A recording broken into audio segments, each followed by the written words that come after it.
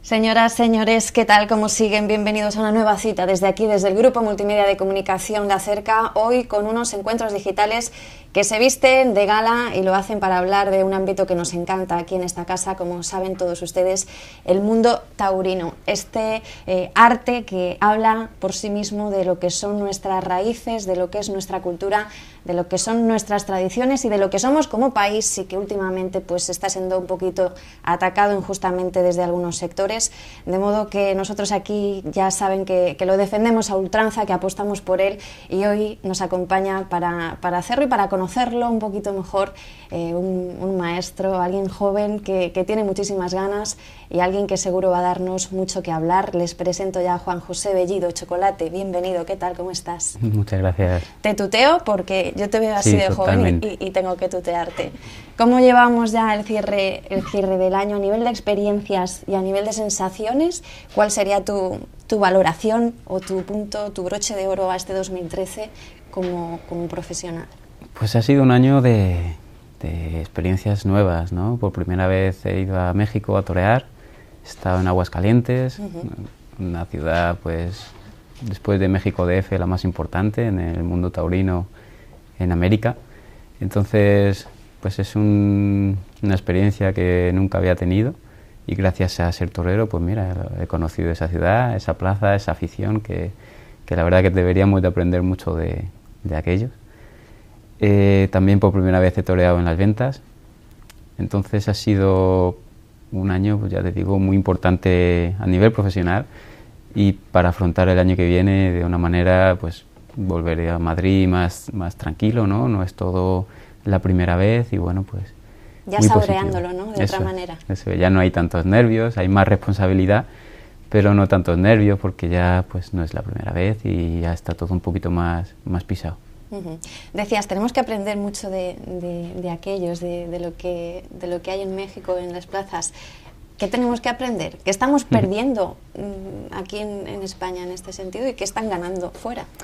Aquí en España, yo este año me he dado cuenta que bueno, en cierto modo está cambiando un poquito, ¿no? Estamos empezando a sacar pecho un poco de nuestra afición al mundo del toro, ¿no? También en cada sector. Yo en la universidad pues veía que todo lo que suena a España, dentro de la juventud, tiendes a apartarlo un poquito, ¿no? Suena mejor decir que te gustan los grupos americanos, que quieres ir de vacaciones a Estados Unidos, ¿no? Italia, todo eso suena mucho más vanguardista, ¿no? Pero allí en México lo que yo me he dado cuenta que la gente se derrite por ver una corrida de toros, por hablar de toros. En cuanto te ven acercarte a la plaza, te tratan como si fueras una especie de héroe para ellos, y esa afición, ese amor al toro es lo que aquí había antes, ¿no? Entonces, ahora que lo haya en América, en México, y aquí se haya perdido un poquito, es lo que digo que me gustaría recuperar. También es verdad que estoy, por otro lado, cada vez que voy a los toros, a plazas como Las Ventas, ¿no? que es mi casa, pues veo cada vez más afición más joven. Es decir, yo hace 6 o 7 años era raro encontrarte con un grupo de jóvenes que iban a los toros. Yo creo que nunca lo he visto, ¿no? Y este año pues ibas andando y te ibas encontrando con muchísima gente joven. Entonces, por un lado lo he visto en México, que se ponía la gente joven muy guapa para ir a los toros, y porque es allí lo que se hace, lo que quieren.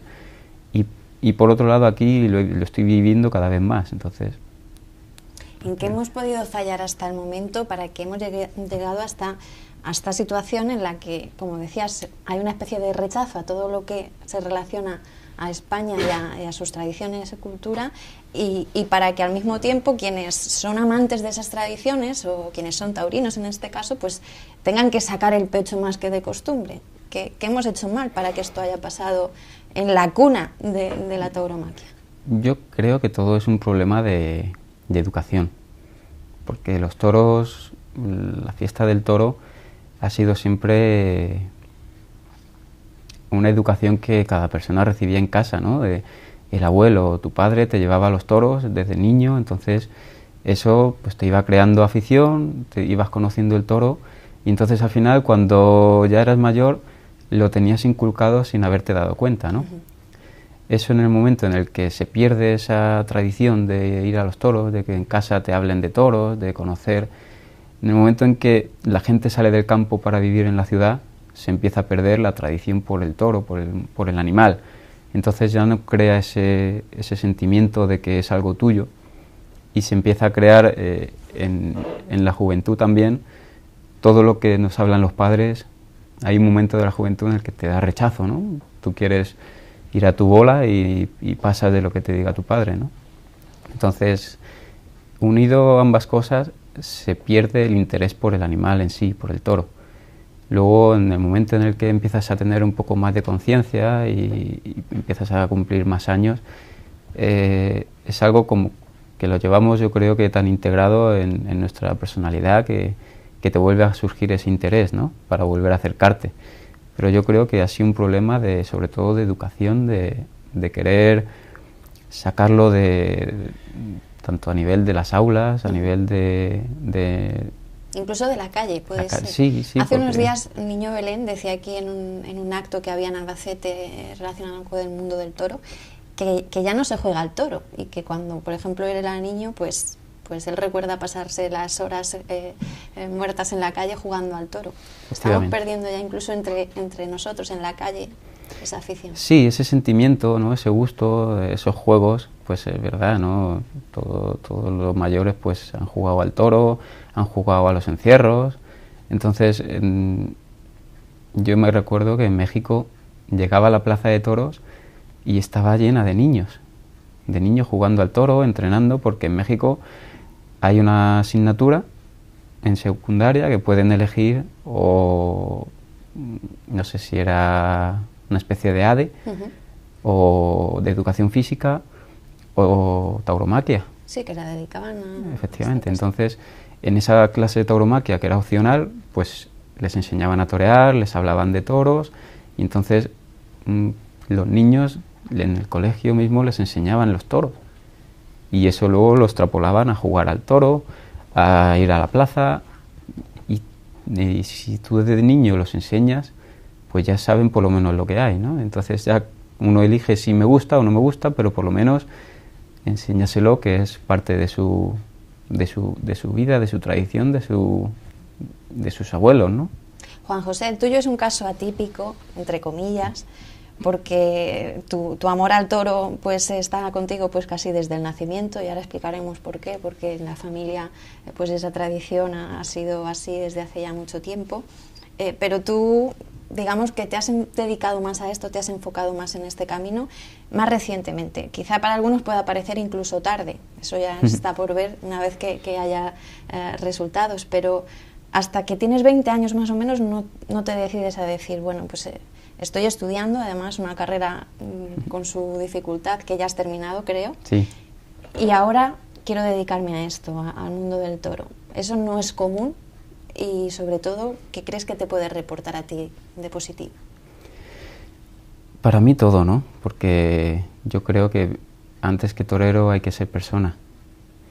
Y a mí el hecho de haber decidido querer ser torero ya en una edad madura, dentro de lo maduro que es un chaval de 19 años, ¿no? Que todavía no lo es, pues pienso que tus decisiones ya las tomas con un poquito más de uso de razón. El hecho de haber vivido como un chico normal, pues me ha enseñado lo que primero es la vida de un chico, y luego el hecho de querer ser torero te enseña lo que es ser torero y dedicarte solo al toro, ¿no? Entonces he tenido dos crecimientos paralelos, que uno ha sido de niño normal, porque es lo que me han inculcado mis padres, ¿no? En familia siempre me decían que tú no puedes ser torero, que eso es muy difícil, es muy peligroso. Además yo veía pues en casa que mi padre realmente, pues sí, era feliz, ¿no? Le gustaba, eso ha sido su vida, pero no ha tenido una vida nada fácil. Entonces ver a tu padre sufrir sin saber con quién va a torear al año que viene, quieras que no, te genera un rechazo, ¿no? Si todo fuera sobre miel sobre hojuelas, pues yo hubiera dicho, yo también quiero, ¿no? Desde el principio. Entonces el hecho de tomar esa decisión ya con 19 años es porque realmente yo lo conocí desde dentro del mundo, me gustó tanto que me enamoró y dije, bueno, ¿y por qué yo no puedo, no? Entonces esa decisión fue muy dura porque es una decisión que sabes que lleva unas consecuencias que te va a cambiar la vida y sobre todo desde el punto de vista en el que ya tienes un apellido que no puedes dejar por los suelos, porque es un apellido que se ha generado a base del esfuerzo de tu abuelo y de tu padre y que tienes que llevar con orgullo y con todo el respeto del mundo. Como tú bien nos cuentas, encarnas lo que es la tercera generación taurina en tu familia, tu abuelo, tu padre. Además, tu padre pues sigue siendo una persona queridísima dentro de lo que es el mundo del toro, pues de quienes lo conocen saben de sus esfuerzos y tiene un carisma muy especial. ¿Qué supone para ti saber lo que ellos han hecho antes y sobre todo tener el privilegio de que tu padre, porque tú antes no habías recibido formación taurina como tal en ninguna escuela ni nada, lo que sabes seguramente te lo ha ido enseñando tu padre. Cuando te ha dado un consejo o cuando te ha enseñado a hacer tal cosa de tal manera y tú lo miras o lo miras o lo has mirado en estos años de atrás y lo observas y ves lo que puede estar significando para él también hacer eso, ¿qué se te pasa por la cabeza? A mí me da mucha envidia porque mi padre ha toreado con Antoñete, con Julio Robles, con Manzanares. Entonces cuando él me coge y me explica cómo pegar un derechazo, me lo explica porque él lo ha podido hablar con Antoñete, porque él se ha hecho toros de salón con esa figura del toreo, la que yo tanto admiro, ¿no? Y entonces es capaz de explicarme lo que Antoñete le explicaba a él. Entonces a mí me da mucha envidia, pero gracias a eso pues me ha podido enseñar lo que él ha sabido, ¿no? Lo que es su vida desde que tiene uso de razón. Y entonces gracias a todo lo que él ha podido aprender de esos matadores de toros con los que ha ido, yo he crecido tanto en tan poco tiempo, ¿no? Yo con 19 años empecé a entrenar y al año siguiente ya empecé a torear con público. Entonces, normalmente no se suele hacer así, ¿no? Es un aprendizaje mucho más despacio. Pero el hecho de yo vivir con mi padre y de que te coja un día a las 11 de la noche y se le ocurre una idea y te la explique, es un constante aprendizaje durante todo el día. Entonces, yo soy un privilegiado. Tiene sus cosas buenas, sus cosas malas, pero me siento un privilegiado de poder haber recibido todas esas enseñanzas que me ha podido regalar mi padre en todo este tiempo. Decías que has visto de la dureza del oficio en tu casa, con tu abuelo, con tu padre, y ahora te toca a ti vivirla y sin embargo pues decides dar ese paso al frente y decidir que quieres hacer de esto tu vida, al menos por ahora. ¿Eres consciente de lo tremendamente difícil que es abrirse camino en este mundo aún de la mano de nombres como tu padre? Sí, yo creo que soy consciente de lo que te está jugando, ¿no? Porque he podido perder la vida ya una vez en mi carrera. Gracias a Dios no era mi día. Y entonces no es solo difícil por eso, sino por lo que tú dices, ¿no? Porque hay muchos intereses. Torear una novillada es un mundo. Es tan difícil que hay veces que te sientes que estás trabajando para nada, ¿no? Entonces sientes tanto respeto por esas figuras que están arriba y que dan la cara todos los días y que ya tienen prácticamente su vida resuelta, que llegar ahí se te antoja imposible, ¿no? Pero uno se refugia un poquito ya no solo en lo que quieres ser, que lo tienes que tener claro, sino en lo que te hace sentir.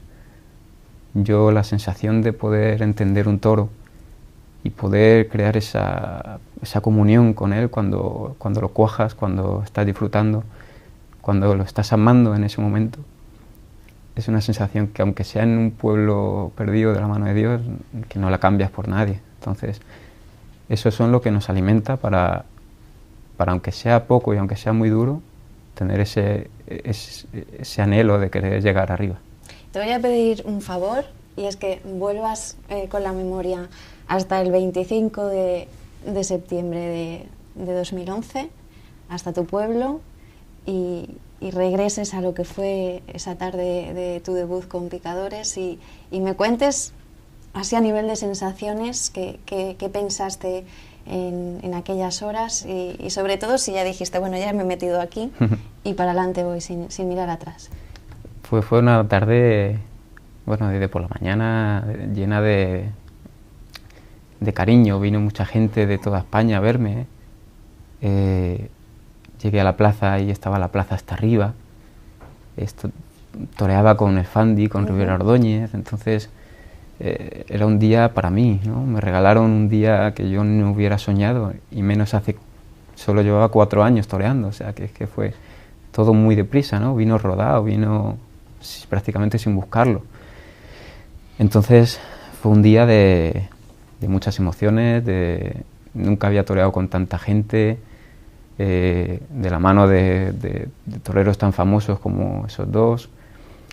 Al final, pues todos salimos a hombros. Mi padre me pidió que le cortara la coleta, o sea, salimos los 4 a hombros y fue, yo creo que uno de los días más bonitos que me ha regalado esta profesión, ¿no? Entonces, yo si no llegara a nada, estaría simplemente contento por lo que me ha hecho vivir, por lo que me ha hecho conocer, por lo que me ha hecho sentir.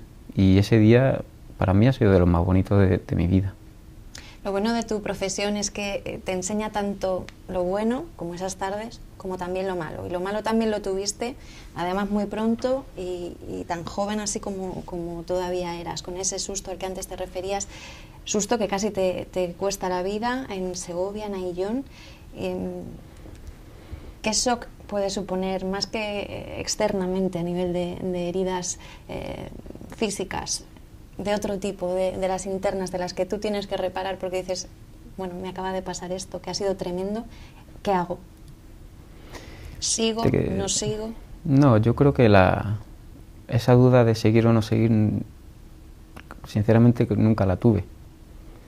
Sí es verdad que pensé en volver a hacer eso o no volver a hacer, ¿no? Pues el problema por el que me había cogido ese toro. Pero bueno, cuando ocurren esas cosas es porque tienen que ocurrir, porque a mí ese día me cambió la vida, me cambió la manera de afrontar la vida, de entenderla.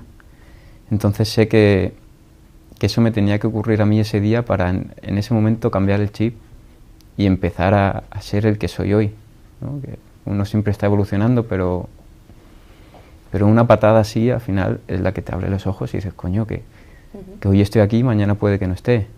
Vamos a dejar de tonterías, ¿no? Y entonces te hace ser más consciente de todo.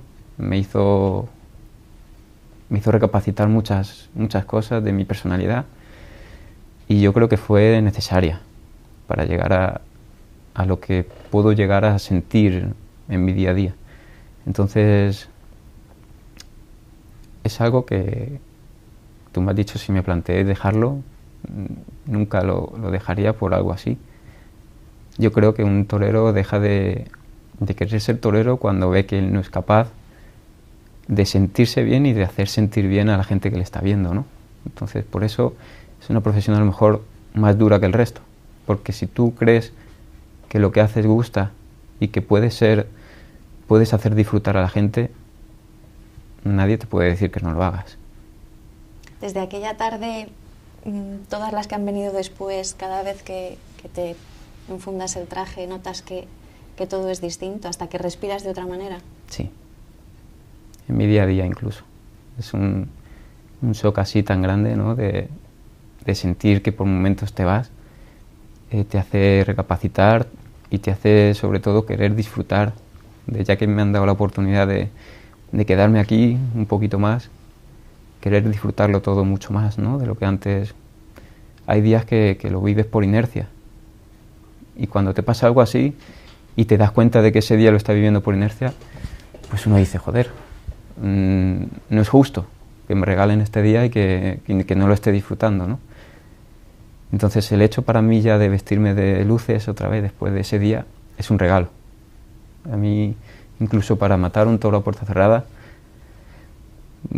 lo que significa ese vestido de luces es algo muy grande como para tomármelo a broma, como para no darle importancia, ¿no? Entonces, el regalo de poder torear y de poder hacer sentir a la gente, para mí es la sensación de las más bonitas que hay.